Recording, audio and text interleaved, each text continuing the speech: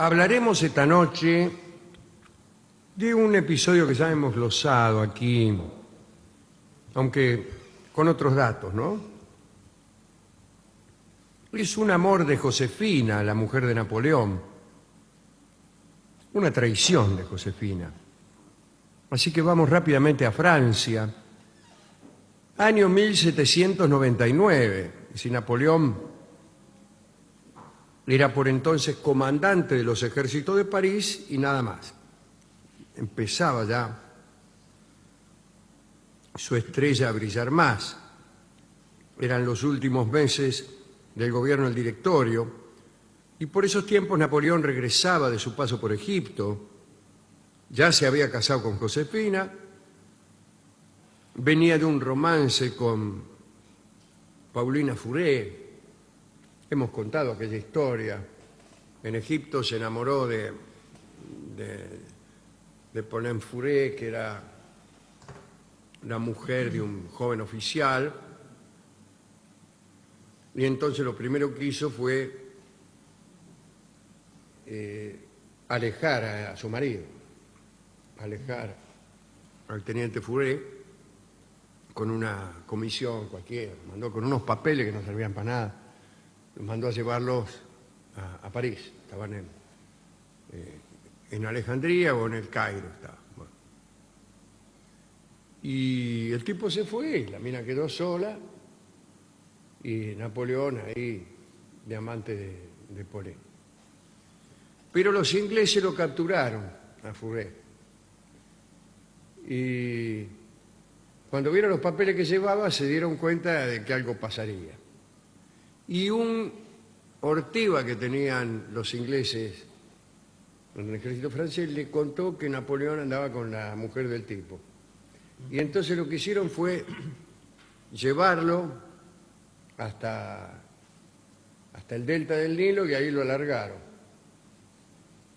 Y entonces ahí andaba Napoleón con la mina, en eso se abre la puerta y ¿quién entra? Fouré. Lo hicieron a propósito los ingleses para jorobar a Napoleón. Bueno, de ahí volvía Napoleón de Egipto. Y bueno, estaba muy contento porque iba a volver a ver a Josefina, la extrañaba mucho realmente. Se amaban ellos, se amaban realmente. Y lo que pasa es que durante la ausencia de Napoleón, Josefina se había conseguido un novio. Un tipo que se llamaba Hippolyte Charles. Era un húsar retirado del ejército a quien se había dado de baja por atorrante.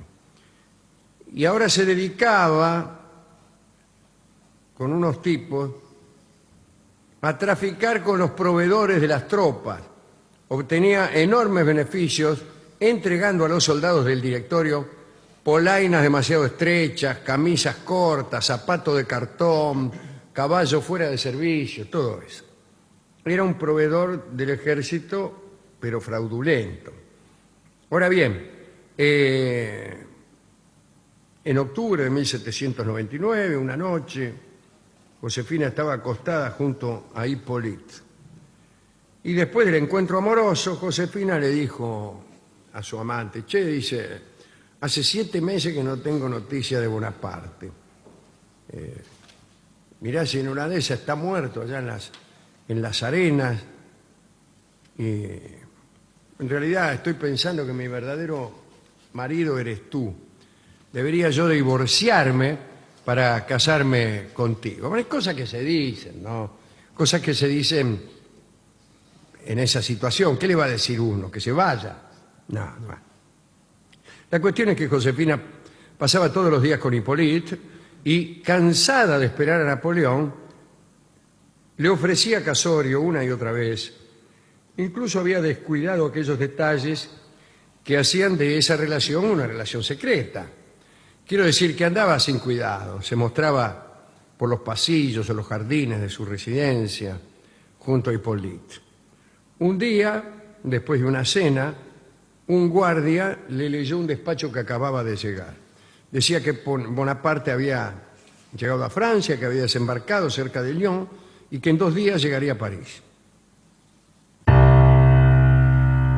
Josefina palideció. la noticia del regreso de Napoleón, le devolvió inmediatamente todo el amor que sentía por él y se olvidó de aquella idea que le hacía hablar de casamiento con Hipólite. Calculó Josefina que una vez en París, Napoleón iba a ser informado de su mala conducta, por decirlo así. Se acordaba de Leticia, la mamá de Napoleón, que la tenía montada entre ceja y ceja, o de José, el hermano, o de Luciano, el otro hermano que también lo odiaba, ¿no? Las chicas posiblemente eran muy jóvenes todavía, Paulina y Carolina. Bueno, todos los parientes de Napoleón estaban esperando agarrarla en algún renuncio para irle a contar a Napoleón y alejarla de su lado.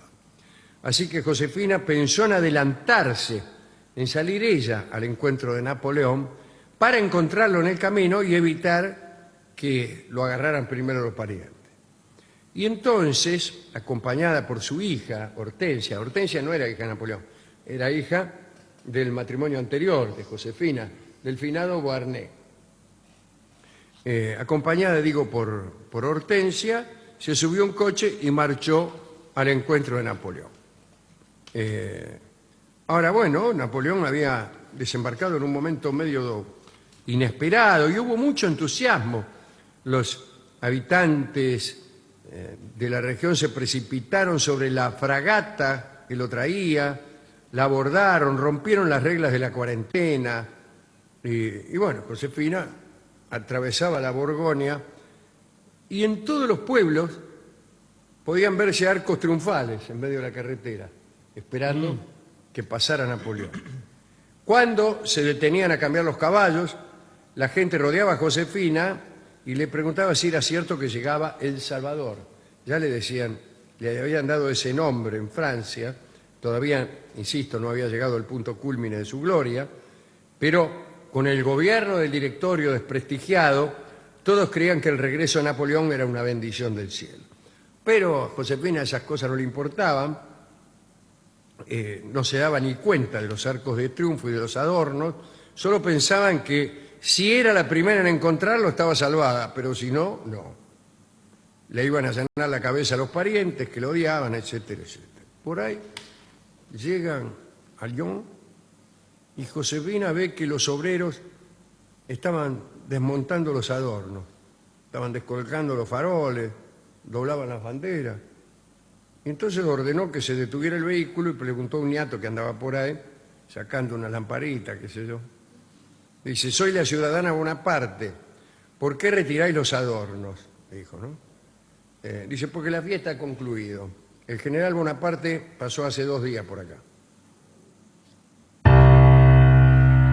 Josefina se horrorizó y preguntó, ¿cómo? Si yo no me lo encontré. Bueno, dice, porque el general fue por otro lado. Ya, había agarrado el otro camino. Josefina supo que estaba perdida. A los gritos le ordenó al cochero que regresara a París y por la ruta que había tomado Napoleón para ver si lo alcanzaba. Y a medida que avanzaba, Josefina se daba cuenta de que nunca lo alcanzaría. Hortensia, la hija, es quien cuenta todo esto, ¿no? En sus memorias, y cuenta que su madre se insultaba en voz alta y se reprochaba a sí misma haber engañado al hombre que ahora estaba pidiendo toda Francia y haberlo engañado, lo que es peor, con un degenerado, un tipo solo capaz de hacer tráfico ilegal y grosería, porque parece que era muy grosero este Hipólite. Incluso representaba en presencia de las damas y sin ningún pudor una mímica, incluso sonora, de los menesteres más íntimos. Señor. Con eso le estoy diciendo todo. Eso es lo que hacía Hipólite para divertir a sus amistades.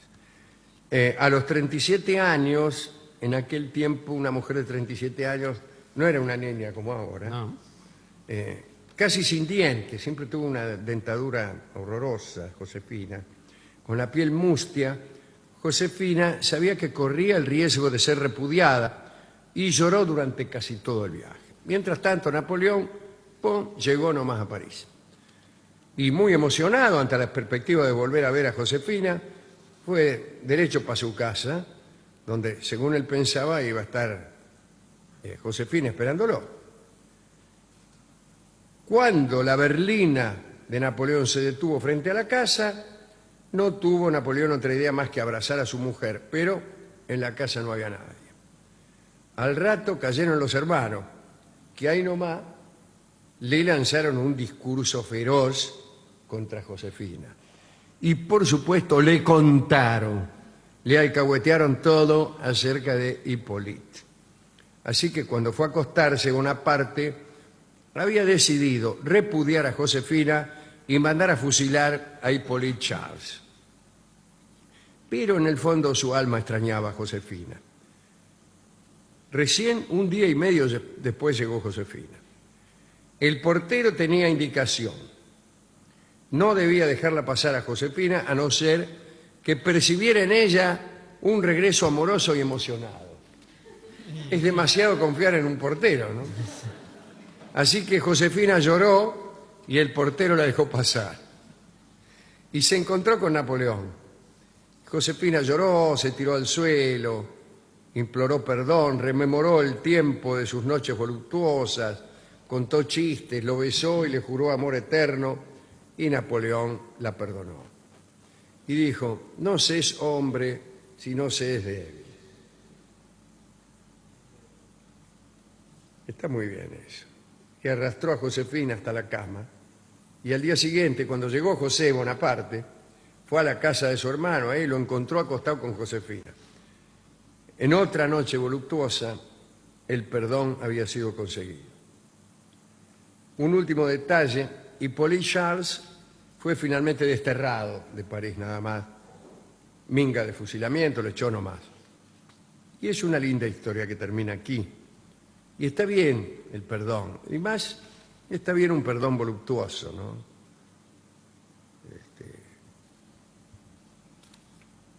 A mí me parece que un encono no puede estar por encima de una pasión. ¿Qué clase de pasión siente un tipo que está enojado? El tipo está enojado y entonces no perdona a pesar de su pasión. Viene la mujer que él desea y en vez de dar rienda suelta a su deseo, se lo queda, se lo traga, se lo mastica y lo malbarata y lo desperdicia, digamos, porque está enojado. No será tanta pasión, ¿no? Yo no he conocido ofensa que no pueda ser perdonada por un tipo que está bien enamorado de alguien, ¿no? Cuando uno está enamorado de verdad, lo perdona todo, ¿no? Pero bueno, qué sé yo, alguna gente no. Hemos ido a la discoteca y le hemos contado al discotecario esta historia. Se trata de alguien que se fue y volvió. Es la vida consiste en eso, ¿no? En irse uno y regresar. Y entonces el discotecario me miró fijamente a los ojos y me dijo: cuando tú no estás. Y esa es la canción que vamos a escuchar por Gardel. Es una canción que suena muy bien. Hay dos versiones de Gardel.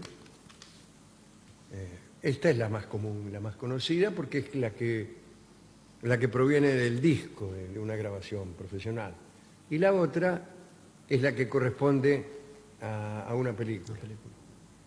Y son distintas orquestaciones y distintos modos de cantar. Las dos tienen su mérito, pero algún día escucharemos la otra, que tiene una frescura especial, un sonido especial, con una gran presencia de la voz, con respiraciones y cosas así, ¿no? Más natural quizá. Y esta es técnicamente mejor, es la que conocemos todos. Fue compuesta esta canción para recordar esta historia de Josefina y Napoleón. No, me parece que no fue así. Estoy casi seguro de que sí, pero que después, para evitar problemas, se negó.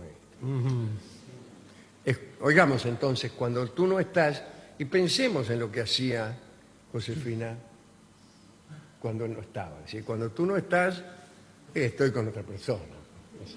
Pero la poesía después convierte el cuando tú no estás en esto otro, ¿no? Esta otra canción.